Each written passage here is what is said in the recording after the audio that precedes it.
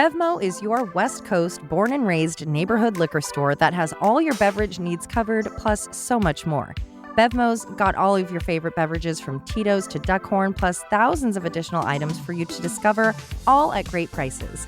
Bevmo has hundreds of kegs available, rare and specialty items, and everything you would need to make your favorite summer cocktail. So stop by your local store today to explore the deals waiting for you. Pick up your go-tos or discover your new favorites with the help from their knowledgeable staff. Planning a party? Bevmo offers complimentary wedding and party planning assistance and handles all of the ordering. They can even deliver directly to you. Visit one of the over 160 Bevmo locations and ask about becoming a Club Bev member for exclusive pricing on hundreds of items and weekly deals. Visit your local Bevmo store or order through the GoPuff app today. Bevmo, for beverages and more.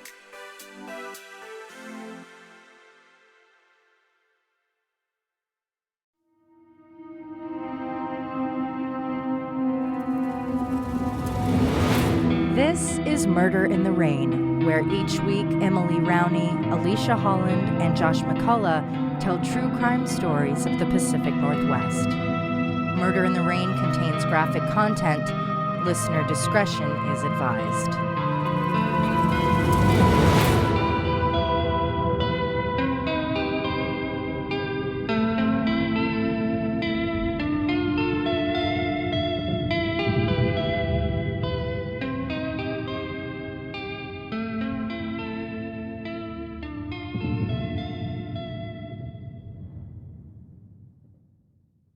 As an extra warning this week, this episode will contain references to suicide and sex abuse against children. Portland, Oregon is known for many things: the food and beer, the weirdness, the Saturday market, the beautiful outdoors, and the bridges, to name a few. Some of the city's nicknames are PDX, Rose City, Beervana, Rip City, Stumptown, Biketown, Bridge City, and Bridgetown. There are 12 to 14 truly unique bridges in Portland, depending on where you draw your border. And to quote Lizzie Acker, a writer from The Oregonian who I know from high school, Portland has both so many freaking bridges and also nowhere near enough bridges. While Portland is not even close to the city with the most bridges, the bridges here are breathtaking. And Portland is just a taste. Now, we don't claim to boast the most bridges of any state. That honor belongs to Texas with a whopping 53,000 bridges. Whoa. But Oregon has quite a few. 8,255 to be exact. Good for us. We all know bridges are functional, taking us over gorges and waterways, and that they can be beautiful, but they can also be deadly. There are two bridges that I'm aware of in the U.S. that have been nicknamed Suicide Bridge. One in Portland, the Vista Bridge, which has since been modified to deter suicide, a feat that has shown great success, and the Golden Gate Bridge in San Francisco. There have been at least 1,800 suicides on the Golden Gate Bridge, easily making it the bridge with the most suicides in the world. There have been millions of dollars spent to find ways to keep that number from climbing, some of those efforts more successful than others. Whether a bridge is the highest, the longest, the most beautiful, any bridge offers risks. Even those with Hollywood notoriety, like the Astoria-Megler Bridge in Astoria, Oregon, which can be spotted in movies such as Kindergarten Cop, Free Willy 2, Short Circuit, and The Goonies. While I don't have an official number, the Astoria-Megler Bridge has drawn attention because many people looking to end their lives have found themselves on that bridge. In 2016, a woman named Jillian McCabe threw her autistic 6-year-old son London off that bridge, and he died after falling 133 feet and hitting the water, which shattered most of his bones. Finally, in 2022, the state started to make efforts to reduce the number of people dying. Needless to say, in 1998, when the body of a young girl washed up on the shore of the Columbia River in Warrington, Oregon, it was easy to assume she was another vulnerable person drawn to the Astoria-Megler Bridge to end her own life. But her body would tell another story. Authorities had to work quickly to identify her, her killer, and his motive. During the investigation, a secret life was uncovered, one that abused and exploited children for years. In today's case, we'll discuss the murder of Heather Fraser and the monster who took her life and negatively impacted dozens of others. In the early dawn hours on February 24th, 1998, a man was down by the shore of the Columbia River near Warrington, Oregon, just west of Astoria. He sat drinking his coffee while his dogs ran around and enjoyed a bit of freedom. The dogs were used to this. It was their early morning ritual. But that morning, out of nowhere, the dogs took off towards a spot in the water. The man, worried that they may have found a dead animal, went to take a look at what interested them and discovered the body of a young girl. The man got his dogs into the car and quickly drove away so that he could find a phone to call the police. By the time the sun was fully up, police arrived at the scene and began bringing the body to shore. The girl was obviously a teenager. She was Caucasian, roughly 5'6" and about 110 pounds. She was fully clothed but wasn't wearing a coat. The weather in the area often reached a low of 37 degrees. Due to how and where she was found, it was assumed that she was a possible victim of suicide, likely having jumped from the Astoria-Megler bridge that stretches from the north in Megler, Washington, across the Columbia to the south in Astoria. Her body would have floated to the west and washed up on the shores of Warrington. Sadly, this was not an uncommon story in the area. The girl was noted temporarily as an accidental drowning victim, and her body was taken to the forensic pathologist for an autopsy while the police attempted to discover her identity. Searching for local missing teens in the area was a bust. They knew almost everyone. It was clear she wasn't local, so they began contacting other agencies in the hope of finding a teen that fit her description. In order to expedite the likelihood of getting Jane Doe identified, a sketch was created of the girl so that it could be aired on the news. Her drawn image, alongside photos of the jewelry she was wearing, was soon on TVs across the state. Someone somewhere had to know who she was, and they were right. A woman was watching the news when she noticed that the sketch of the girl police were attempting to identify looked a lot like her granddaughter. She contacted her daughter, Rhonda Fraser of Portland, to tell her to turn on the news and look at the images. Rhonda was currently worried about where her daughter was for days now. The sinking feeling she had been having was about to grow even worse. She turned on the news and couldn't believe what she saw. The sketch looked just like her 15-year-old daughter, Heather, but the jewelry was definitely Heather's. She knew immediately the body belonged to her daughter. That Wednesday night, Rhonda contacted the police to tell them she believed the girl in the sketch was her daughter, Heather. In order to match her identity, Rhonda submitted photos and copies of Heather's fingerprints, which she happened to have after having her fingerprinted as a precaution when she was a young child. The fingerprints of Jane Doe and Heather Fraser were a match. Unfortunately for the Fraser family, the loss of their beloved Heather would grow more painful with each piece of information they received. The forensic pathologist would give troubling news to the police. Heather's death wasn't an accidental drowning or a suicide. There was clear evidence that Heather had been murdered. While Heather was found dressed, her body showed evidence that she had been raped. There was enough semen found to do DNA testing. Unfortunately, whoever had raped her was not already in the law enforcement database. Heather had endured some head trauma and ultimately died due to strangulation. The perpetrator had used her own necklace as a ligature. Her neck also had fingerprint-shaped bruises, and there were petechia on her face. Heather's blood was tested, and the toxicology report showed high levels of morphine. They were so high, in fact, that had she not been strangled to death, she could have died from the morphine because it was at least 2 times a lethal dose for someone her size. That's like an insane amount of morphine. Yeah, that's a lot. So she was about 115 pounds. I mean, I don't know how much you'd have to ingest, but 2 times you'd think you'd either have to take it at once, right? Yeah, because probably. You couldn't stay awake unless he very was long. like injecting her with it Yeah. and keeping her unconscious. It was more important than ever to understand Heather's last movements before she died. There was a violent rapist and killer on the loose, and he had several days on them. Rhonda worked with police to help create a timeline of Heather's day, at least what she knew of it. Heather had told her mother on the 23rd that she would be out for a few hours to go to a friend named Marty's house to use his computer. He was the only friend she had that had access to both a computer and internet, so she liked to go over there to play video games.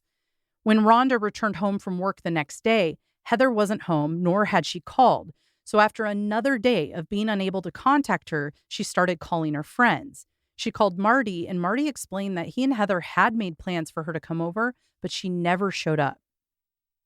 Investigators questioned the family about the friend Marty, and they learned that they really didn't know much about him other than what Heather told him, and that was he had a computer, she liked to play games there, and he was a little bit older, maybe in his 20s. Yeah. Marty. Investigators searched Heather's room and found a bit of helpful information. She had this habit of drawing on her walls, and one of those walls was completely dedicated to her friends' names and phone numbers. So there, scrawled on Heather's wall, was the name Marty, and underneath it was a phone number. So they had that information, and then they also talked to some of Heather's friends, and they spoke to a guy named Tate. And Tate said, yes, Marty is older, and he clearly has a thing for Heather because he would always hit on her. But more troublesome than that, Tate claimed that Marty would often give Heather drugs and alcohol. Soon, authorities learned that Marty was short for Martin Allen Johnson, and he was older. And I'm not talking 20-something, like Heather had previously told her family. Martin Johnson was a 41-year-old sewage treatment plant worker in Portland. And of course, he had a record. Marty. Once officers started looking into him, they learned that he was actually on probation for federal drug charges. Johnson had been sentenced to 22 years in October of 1986 for possession of cocaine and marijuana with the intent to distribute. So he was a drug dealer. Right. He also had a previous conviction and was caught with a firearm. So once you're already on probation, you get a firearm, there's another charge. But he was paroled in 1993. So if you're counting, that's 7 years into his 22-year sentence. Sounds about right. Martin Johnson lived in Hillsborough with his mother and brother. He drove a black Acura that had a vanity plate, and it said, I think, Tigerl, Tigerl. Not sure what that means. And it turns out, in the very early hours of February 24th, prior to the discovery of Heather's body, he was pulled over while driving south on Highway 30. Now that goes from Warrington to Portland. Coincidence? The officer stopped him because he had a broken light, but he noted, I think they take notes after they pull everyone over. He noted that the guy was acting nervous and evasive. But, there's nothing he could really do other than give him a ticket. Yeah. Now, clearly, at this time, police have their sights set on this Marty Johnson character, but they were having a ton of trouble trying to get a hold of him. They called all of his phone numbers and even paged him. Yes, that's back when pagers still existed. They made several visits to his home address, but no one ever answered or appeared to even be home. Eventually, they contacted a neighbor who was able to convince Johnson to speak to them. They cordially invited him over the phone to come in for an interview to the police station, which he did attend. In his interview, he claimed that the last time he had seen Heather was a week prior to her disappearance. Like he had told Rhonda previously, he explained Heather never arrived as planned on the night of the 23rd. As the questioning went on, he kept telling detectives about how tired he was. But at the same time, every time they asked a question, he was very quick to answer it. So they thought he might have been lying about being tired. And that's the best you can come up with is, we were actually going to hang out that night, but we just didn't. Yeah. That. I think he's trying to say, if something happened to her, it happened maybe on the way to my house or something. But I was home playing video games. While the interview was taking place with detectives, other officers began coordinating the appropriate paperwork to get a warrant to obtain Johnson's hair and DNA. However, while they did so, they ran into an issue which required the detectives conducting the interview to take a break and come help sort it out. They excused themselves and asked Johnson to remain in the room, but they made a mistake. While they were out, Johnson was left alone with the tape recorder. Now, mind you, the tape recorder is not secured in any way. So he decided to rewind it and record over it while they were out of the room, thus ruining anything that may have been captured during the interview that they might want to use against him. God. The information he shared about when he saw her last. And then, can you prove tampering with evidence in that case? Well, he rewound it. Video or something? No, it was Just a tape audio? recorder. No, I mean, they didn't have video in the interrogation room. I don't think so, no. Oh, yeah, because this is pager days. But this ruins true. all their plans to be able to look back my at God. what he said he was doing versus where they think Buffoons. where you think he was. What his explanation was for having not seen her. Everything they had would my just be God. hearsay, right? Yeah. Because it's just what they heard. God. To add insult to injury, the issue getting the warrant couldn't be corrected the same day due to a clerical error. So they'd have to wait until the next morning to get it sorted out.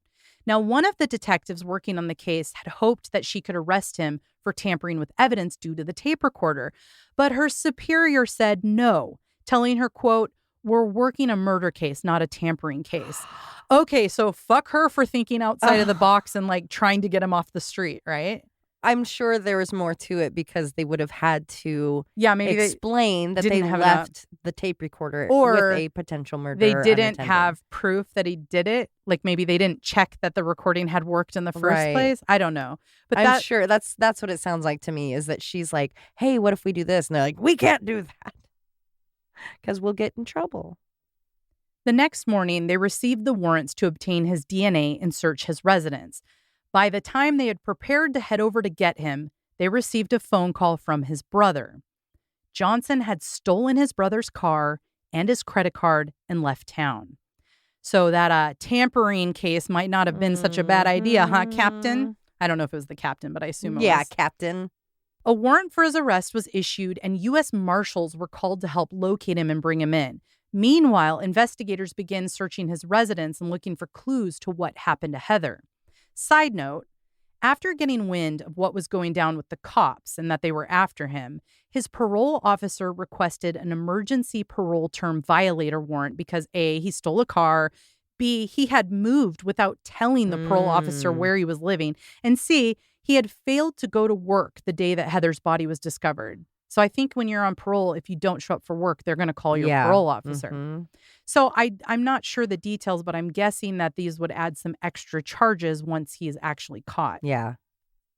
The warrants issued allowed investigators to search his car and his home, and it included, quote, samples of earth, soil, and sand, hair and other trace evidence, clothing and personal items belonging to Fraser, and any letters or writings from or belonging to Heather, any computer password or any other identification purporting to belong to Heather Fraser. Okay, that's going to come in handy. Okay. So what did you not hear on that list? Just think about that for a second. So both his car and his computer were seized for forensic investigation. And once they began looking at those, they made quite a few interesting discoveries. While searching the car, his black Acura, investigators located a blood smear on the door of the hatchback. The forensic technicians were later able to match that blood to a sample of Heather's DNA. So her blood on his car. Mm-hmm. On his computer, they found an entry from early in the morning of February 24th, and it was a search of the tide tables for Astoria and Warrington. Why would someone need to know that? Maybe to make sure a body would be washed out to sea? Windsurfing. Yeah, I mean, just a casual windsurf in February. Yeah. Photos were also found depicting young girls, sometimes nude. And even more disturbing than that, they learned that Heather wasn't the only victim. There was overwhelming evidence that Johnson regularly preyed on young girls. He would give them drugs and alcohol and take them to nightclubs. He would have sex with them, but he would also give them drugs to make them unconscious so he could sexually assault them. Mm. Now, this information came from the computer they found. On it was a terrifying document, a spreadsheet that was like a sick address book detailing a list of girls as young as 12. He had their names, their ages, their phone numbers, and their addresses, physical descriptions, and worst of all, sexually explicit details about them and the abuse that he inflicted on them. So he would do something to them and note it in his Excel spreadsheet. I guess I'm glad he did, so they had the proof. That's true. I wish all bad guys did that. Documented their crimes. But how sick is That's that to so find? foul. You're literally looking for one girl. And he's obviously referencing it, going back to it, or it's his own little trophy or whatever. And it's a long list. It's not just like 12 people. This is a Right. very long list. Now, investigators had a long list of victims that could help them understand Johnson's motives and previous behaviors. And this guy was a piece of shit. I mean, we already knew that, but they learned about how he got that list of names from the other girls they talked to. It was from a ruse that he constructed and acted out all around downtown Portland. He claimed he was getting signatures for a petition so that he could have the legal drinking age lowered. And I mean, what teenager is not going to sign that? He probably had every kid in town signing up on this list.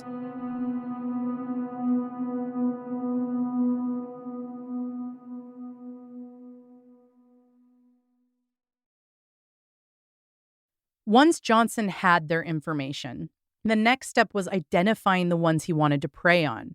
He'd then contact them and get them to hang out for free booze. So come on over. Yeah, you he can already have free knows, booze. and he already knows that they're interested. Exactly. Because that was the topic he started with. Yep.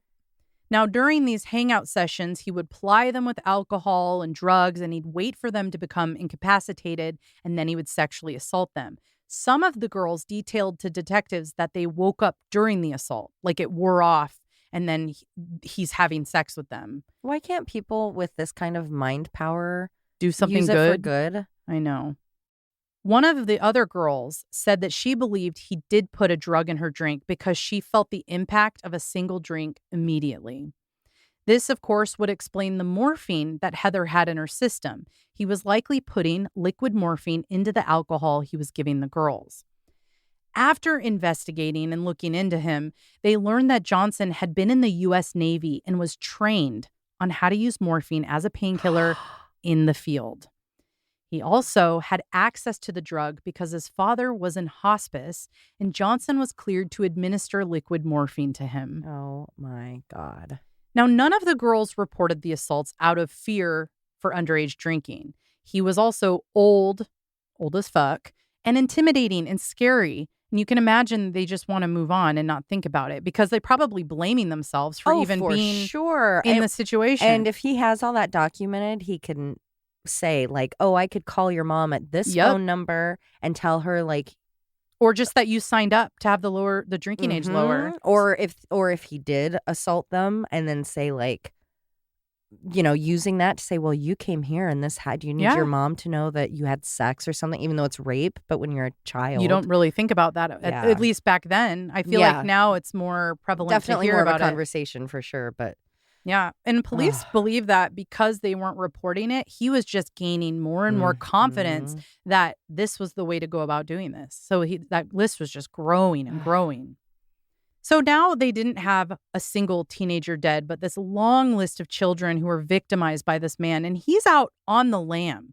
You'd think it would be easy to find him as he only had a few hours head start, but you know how this goes. Mm-hmm. It was about a year before there was a break in the case. America's Most Wanted aired an episode featuring Martin Johnson, and a call came in from Kissimmee, Florida. His roommate was watching the show and realized that the guy he had been calling Matthew Johnson, or Ty, who he'd been living with, was a total fraud. His real name was Martin Johnson.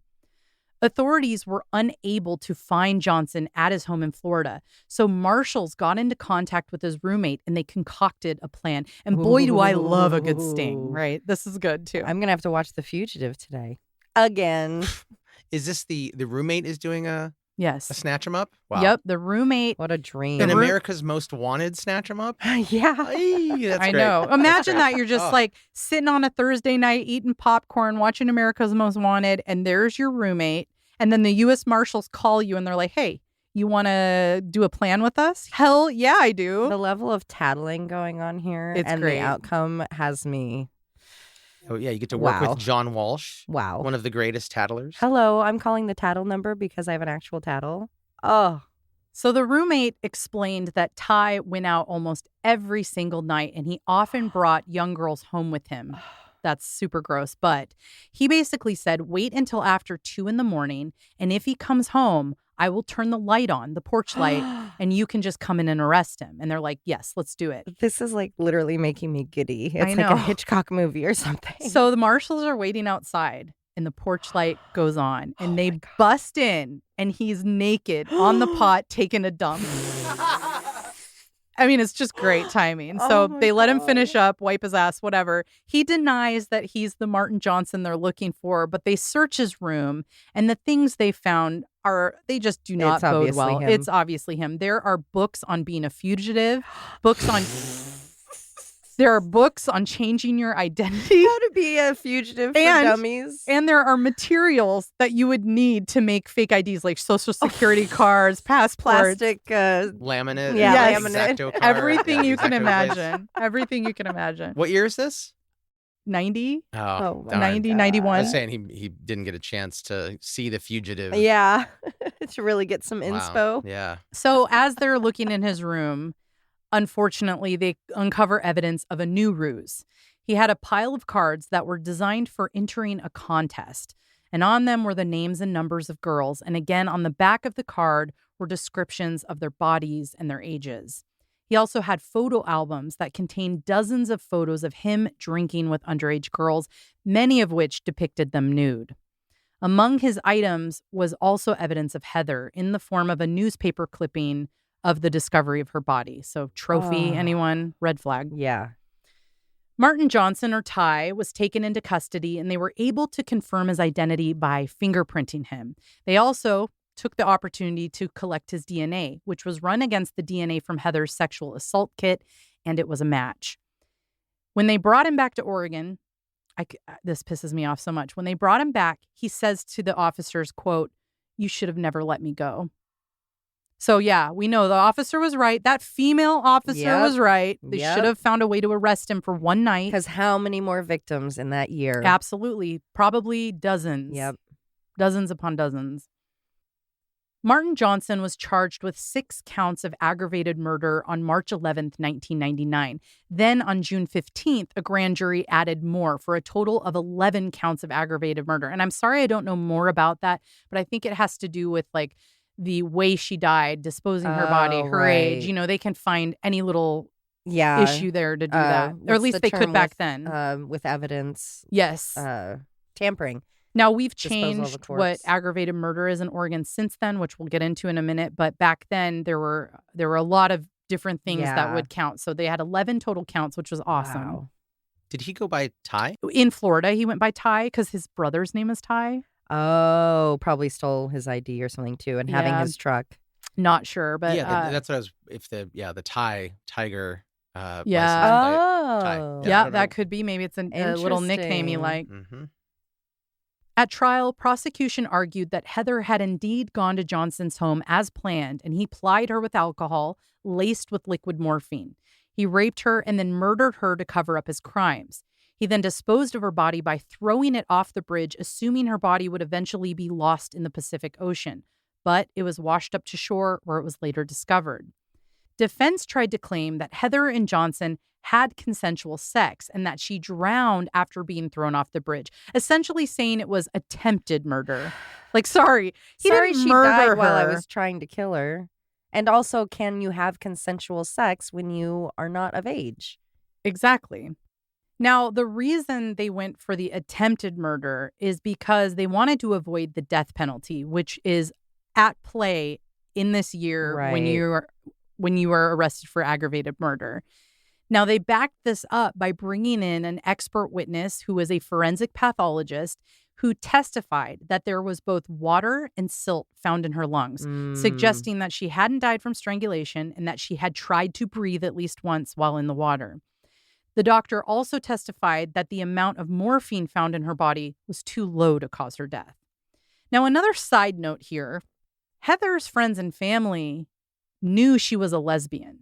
And they believed that there was no way in hell she would ever have consensual sex with a man, let alone a 41-year-old man, which lines up because his MO is clearly not consensual. Right. And for her, maybe because on her end, the sexual element was removed from the relationship.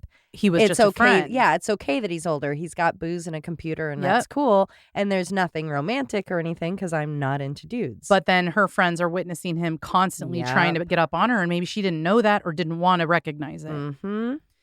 Now, prosecution was able to have 4 of the women who were child victims of him testify about the sexual abuse they endured. They told their personal stories about him giving them alcohol, undressing them, touching them, waking up to him having intercourse with them. And the intent was to show that he repeatedly gained access to young girls in order to administer some kind of drug to incapacitate them so he could rape them. This was a pattern that he wasn't going to break anytime soon. And it showed that he likely followed the same pattern with Heather. Mm. And were there any charges? Was he only being charged for Heather? Was it too Correct. late? Just for... Heather. Okay, because statute of limitations, I'm assuming. Yep. I'm guessing it was still about 3 years then. Yeah. The forensic pathologist who spoke for defense was later found not to be credible. And another doctor ended up presenting that the amount of morphine in her system could have caused her death. In fact, it probably did, because the only way it wouldn't is if you were addicted to opioids, and there was zero proof that she had an addiction to opioids. This pathologist said that there were no clinical findings to support drowning, but they also didn't believe that the death was actually caused by strangulation, given the lack of internal injuries. So they saw the fingerprints and the marks on her neck, but the inside, they said I don't think there was that broken bone that usually breaks. So they did believe it was an overdose. Okay. The hyoid? Hyoid, yes. How long was she in the water? We don't know for sure, but a few hours. Oh, okay. Oh, wow. She washed up very quickly. Huh? Yeah. So, it's that bridge is slightly to the east of where she washed up, but I think the tide probably wasn't full force, or, it brought her in, because that area, so it's in northwest of the state, if anyone wants to grab a map, it dips down, the Columbia dips down into Warrington and then kind of goes back up and then out to the Pacific. So it makes sense that anything washing that way would end up there if the tides were in. At least that's my assumption. I didn't do a deep dive on tide tables, excuse me. My takeaway from this trial, though, is it's amazing how many doctors you can put on a stand who all look at an autopsy and come away with differing opinions. Yeah. I would think the jury would be confused, but they all came away with a consensus that he absolutely did it. Now, he was acquitted of 3 charges, and I don't know exactly what they were, but it may have to do with the strangulation. I believe one was with the strangulation, but so 3 of them were cleared. So he was found guilty of 8 counts of aggravated murder. Wow. And in 2001, he was sentenced to the death penalty. As we see with almost every single death penalty case, there are many appeals that happen after the fact. Johnson initially appealed his sentence, claiming 48 errors had been made in his trial. Now, this really stemmed around things like his computer being seized unlawfully because it was not specifically listed in the warrant, which would mean his electronic files, including the tide table and the Excel, wouldn't be used against him, right? Now, the court agreed, yes, the computers were outside the scope of the warrant, but that seizure was proper because of what's called plain view. Okay. Now, this basically means when you go into a house, you have a warrant for a house, the computer was in plain sight, and they weren't like digging for it. No, they believed it's right there, and there's evidentiary value. Okay. Because the warrant did say Heather's computer passwords and anything she may have been writing. Oh. So anything she was doing on that computer was up for grabs, and they can't help that they discovered this like flaming pile of clues there. Right. So sorry, buddy. Motion denied. Good try. Yeah, nice try. Yeah. Eventually, one of his appeals did work, and his conviction was overturned.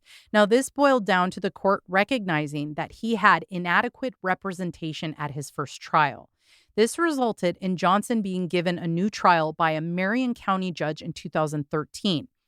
That then has to go to the Supreme Court. And in 2017, the Supreme Court upheld the ruling, which meant he was granted a new trial in 2019. All those years later. Now, this comes at an interesting time, and we've talked about this on several episodes, but it boils down to Senate Bill 1013. Now, this is when Oregon sees major changes to the death penalty and basically what constitutes aggravated murder. At that point in time, the new definition of aggravated murder defined it as, quote, certain acts of terrorism, prison murders by those already incarcerated for a prior murder, premeditated murders of children aged 13 or younger, and premeditated murders of law enforcement personnel. This meant that Johnson was no longer qualified to get the death penalty because his victim was 15. because it was older previously. Right. Now, his new trial in 2019, his defense changed. This time, he claimed that Heather had willingly ingested morphine and committed suicide or died accidentally. He claimed that she came over, they had consensual sex, and then took drugs and alcohol. He fell asleep, and when he woke up, she was dead. And he was so scared that he was going to be blamed that he wrapped her up in a blanket, drove her out to Astoria, and dropped her off the bridge. That is a plausible storyline if she were having sex with him, if she wasn't a lesbian, if he didn't have a long list of victims that he was giving drugs to and or raping. Other witnesses reporting that that's what he did to them. Also, that she had evidence of rape. It's not just sex looks different than rape on a human body. And we know that. I mean, in most cases. Yeah. So, sorry, nice try. So despite that really good effort, Johnson was found guilty of 8 counts of first-degree murder again. But he couldn't be put back on death row. So the judge sentenced him to life with no parole, which was a total win because the other option was life with an option for parole after 30 years. But the judge was very clear. This guy is a threat to young girls. He's not going to stop. He will come up with another ruse. So we might as well just put him away forever. Oh, good.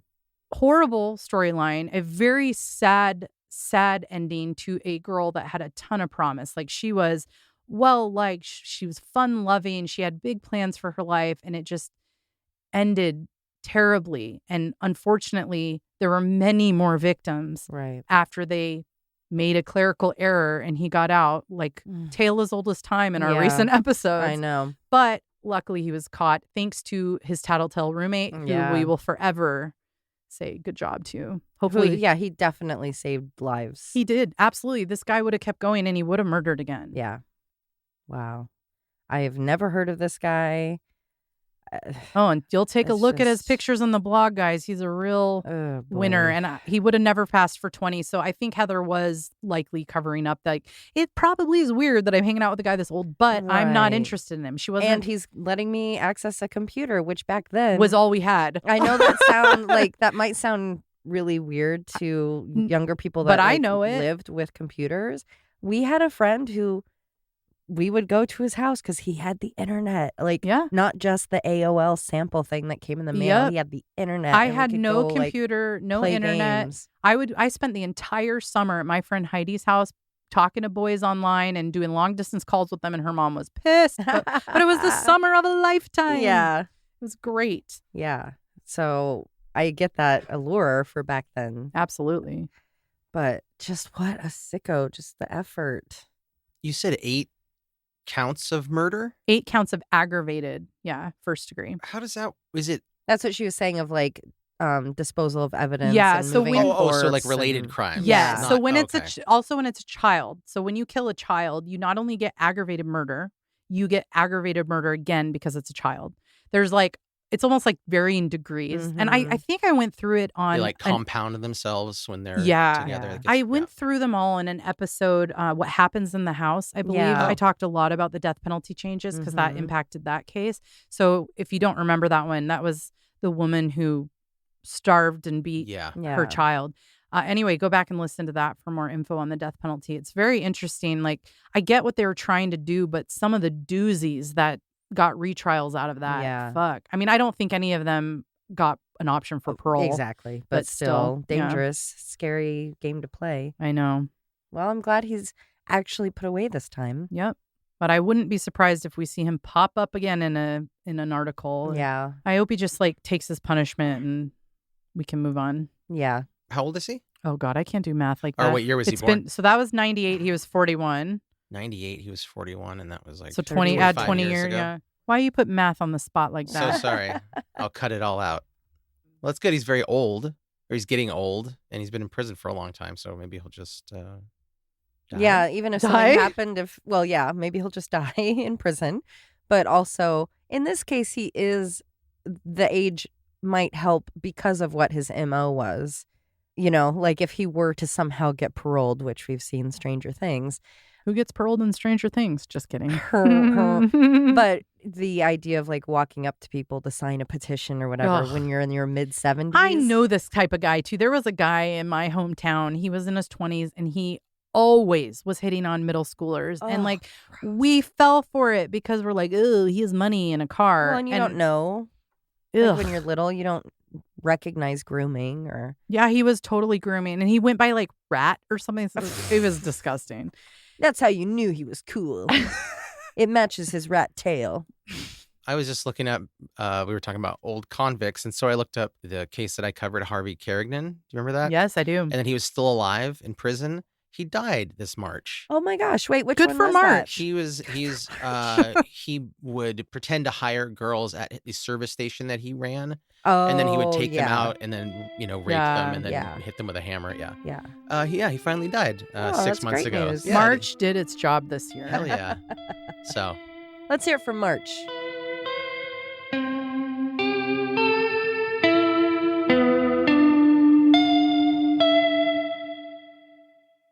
Yes. This is on a second recording now. Second recording. Sorry. Gurgle. Fuck. Can you cut it or should I do it again? Our software isn't that advanced. All right. One more time. I'm sorry, Beervana? Yeah, I read that online. Oh, like of beer and Nirvana. Yeah. Wow. Never heard of it. Fun fact. One in Portland. Whoops. Oh my God. One in Portland. And the Golden Gate Bridge in San Francisco. San Francisco. It's on the Golden State Bridge. Easily. What? Gate. What did I say? State. What the fuck? You love basketball. Can you go back? You kind of said doo-doo. I'm sorry. Doo-doo. She didn't kind of. Yeah. Well, doo-doo. I was trying to soften it up like a doo-doo. Like a doo-doo. The girl was noted temporarily. Can you turn myself up in my earns? My earns? I believe Too so. much? No, that's fine. All right. Oh, I'm so sorry. How was that? America's Most Wanted aired an episode featuring Martin Johnson, and a call came in for Kissimmee. And opioids. You can end it there. I'm getting text from my Botox lady. That's exciting. A Botext? A Botox. Oh. I get a coupon, so I try not to book until I get the coupon, but I'm like, which would mean his electronic files, including the timetable. Oh my God. Eventually, though, one of his peels. Oh my God. What? Banana. I said banana. Murder in the Rain is a Cascade Media production, written, hosted, and edited by Josh McCullough, Emily Rowney, and Alicia Holland. Feel free to email us at murderintherain@gmail.com or through our website, murderintherain.com. For as little as $1 a month, you can subscribe on Patreon to get exclusive access to ad-free and older episodes. For only $5, you can access Patreon-exclusive episodes and content. For more of us, be sure to follow on all the socials, listen to Josh and Alicia on their other show, Always Be My Sisters, and follow Emily on TikTok at @M_murderintherain. And suck my balls.